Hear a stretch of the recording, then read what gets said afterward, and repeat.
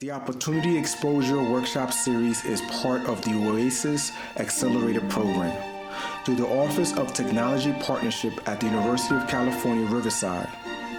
The project, made possible through funding from James Irvine Foundation, is a partnership between the San Bernardino and Riverside Unified School Districts, along with the co-founders of the Multicultural Collective and the Riverside Community College District.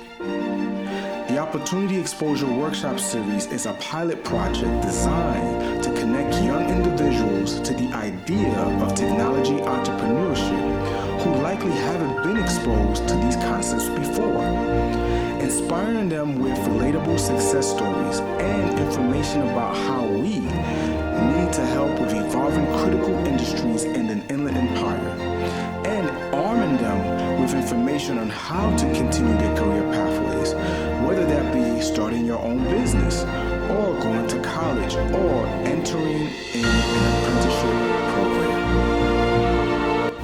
I would love to attend a college and major in civil engineering. I chose this program to learn more about the environment and to learn about college and stuff. I would recommend others to join because you get to learn about the environment and how you can make a change in the environment and your community.